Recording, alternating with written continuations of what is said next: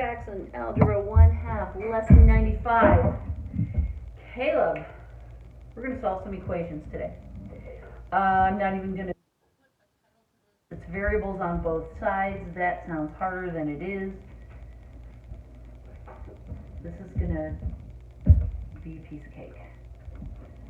3x plus 3 equals x minus 5. Okay, we're solving equations. There's our equal sign, even though mine just looks like a chunky blur. Notice that we've got an x and a plain number on both sides of the equation. Our goal in solving equations, now and always, is to get the x, or whatever letter it is, get the letter by itself on one side, and get the number on the other side. This takes me back to 7th grade when I was taking my first algebra class. My teacher's name was Jerry LaCrone. He was kind of a weird dude. He was one of those people who was probably really good at math, but not necessarily the most dynamic teacher you ever heard. But I sort of could get my head into the same space that his was, and I kind of enjoyed him even though he was a weirdo. Just to paint the picture for you, this was the 70s. He wore the kind of glasses that are like black at the top, but then the bottom part of the frame is clear. Hipsters wear them now, somewhat ironically, but he wore them in all seriousness. And he was famous for his mustard yellow and olive green short-sleeved button-down dress shirts that he wore with ties of the same color family. So mustard green, that kind of drab, what did I call it? Olive? No, more of like an avocado. Anyway, put the picture in your head. He had black hair, he had a swoopy, swirly mustache, and he talked about this type of equation as if it were schools of fish.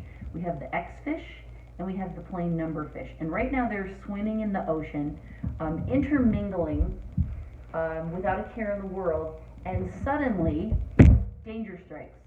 And you know what fish do when danger strikes is they immediately seek out their own kind and form their schools to protect themselves.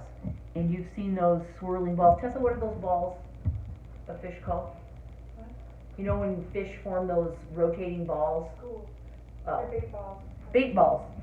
Because that's when other animals attack them sometimes. But anyway, they swim into those schools of tightly knit fish, and that's where they seek safety. That's what we want to do with our numbers. We want to swim the x fish to one side and the plain number fish to the other side so that they can be in their schools.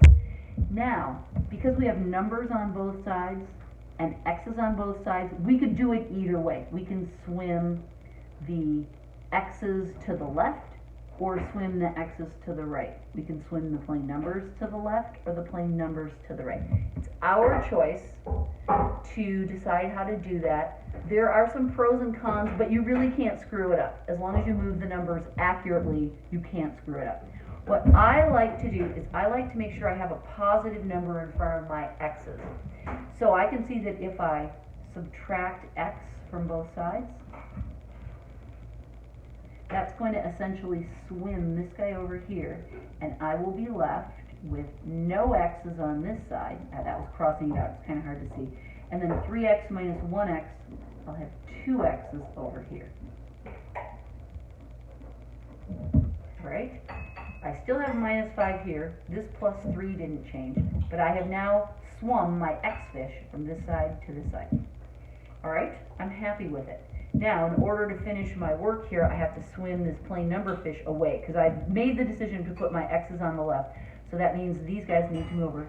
I'm adding 3, so I subtract 3. 2x equals minus 8.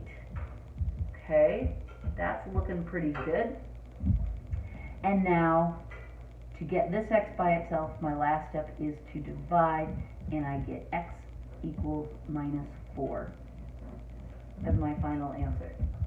Alright, so what happened that was different was that we had x's and plain number fish intermingled in our equation, and we had to sort them out.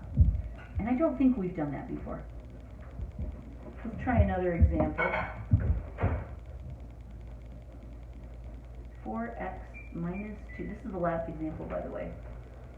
So, sorry, we're going to be done soon, Caleb. Sorry this can't go on forever and entertain you endlessly. Are you still in Nebraska? I guess you can't answer me. I'm assuming you're, in your sod hut at your grandma's house in Nebraska. No, just kidding. I know there are actual real houses. I've driven through Nebraska many times. It's a lovely state. I'm a big fan of their rest stops on the interstates because they have really nice playgrounds, which I'm sure you stopped at too. Okay, this time we only have 3 terms, we would say. This time we had 4, right? And so we look at what kind of fish we've got here. We've got an X fish here. We've got an X fish on the other side. Then we have a plain number guy over here. All right? We're going to live dangerously this time. We could say, okay, let's swim this fish to this side, but then we would have to swim the 2 back over that way. We could do that. That would be fine. But let's live dangerously. Let's move all the X fish to the right this time. It's going to give us a negative number, I can see already, but it's okay. We'll be fine. So I'm going to swim this fish over here. That will immediately divide the 2 schools, right? Because once that's gone, then we just have a plain number here. This is a minus 1. I can write down if I want. Minus 1 and minus 4 give me minus 5x, right? And that makes me a little uncomfortable. I'd rather have a positive number in front of my x, but it doesn't hurt anything. We just have to be careful to treat it properly. So when I divide, I have to divide by minus 5 so that I'll cancel out the sign as well as the number. Those are gone. And now I can simplify this by writing x equals 2 over 5 as our final answer. It's a fraction. That's kind of ugly, but it doesn't hurt a thing, right? Because we don't have to do anything more with that. John shows you that you can check your answer. That's true. All you would do is put this back in here and try to solve. I don't have strong feelings about that because I think as mathematicians we have to learn to trust our work going forward, and in some rare cases that we'll mostly get to next year, it's important to check your answer because you can calculate correctly and get an answer that actually doesn't work. But for these problems, unless John specifically says in the instructions, check your answer, I don't need you to do that. If he just says solve, which is what he usually says, don't check your answer.